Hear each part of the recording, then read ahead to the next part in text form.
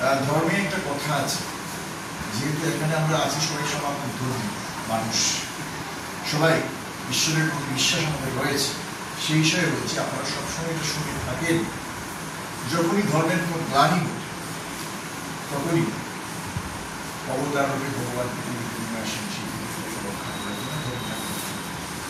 আমার মধ্যে সেই রেড ক্রস সোসাইটিটা ওইরকম, যখন যেখানে কোনো বিপদ সংকেত ধরা দেখতে পান, যখন যেখানে মানুষ বিপদগ্রস্ত হয়, সেটা ঝড় বলুন, বৃষ্টি বলুন, বন্যা বলুন, ভূমিকম্প বলুন, রোগগ্রস্ত বলুন, বাড়িঘর মানে ছিন্ন বিচ্ছিন্ন হয়ে যাচ্ছে, যখনই যেখানে যেটা চিকিৎসা ক্ষেত্রে বলুন, আমি যতটুকু দেখেছি ওই সংস্থার সঙ্গে আমি জড়িত নই, আসলে ভাগ্য হয়নি এই সংস্থা মানে ওইরকম মানব সেবায় নিয়োজিত যে সংস্থা, সেই সংস্থার সঙ্গে জড়িত করতে পারেনি, কিন্তু দেখেছি যখন যেখানে মানুষ বিপদের মধ্যে পড়ে, যে অবস্থায় হোক তারা ওইখানে ছুটে যায় নিজের জীবনকে ঝুঁকি নিয়ে। তো আজকে যেটা সেটা হবে খুব বিশাল পরিসরে, সামান্য পরিসরে হয়তো আপনাদের একটা সামগ্রিক আপনাদের সোসাইটি থেকে তুলে দেওয়া, কিন্তু আমি যেটা মনে করি সেটা সামান্য নয়।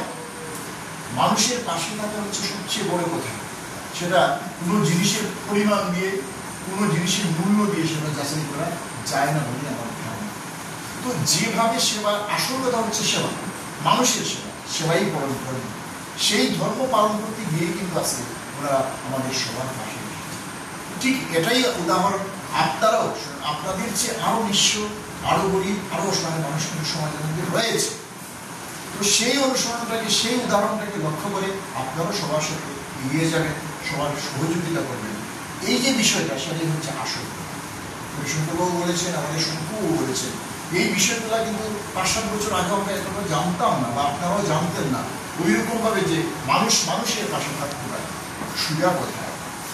বর্তমান যেটা রাষ্ট্রবাদী সরকার রয়েছে ভারতবর্ষে, তৎসঙ্গে আমাদের ত্রিপুরাতে, সেই সরকারগুলোই মানব বিরোধী, মানব সেবায় তারা নিয়োজিত, এবং তারই জন্য আজকে ওই রেড ক্রস সোসাইটি যেটা, সেটাও কিন্তু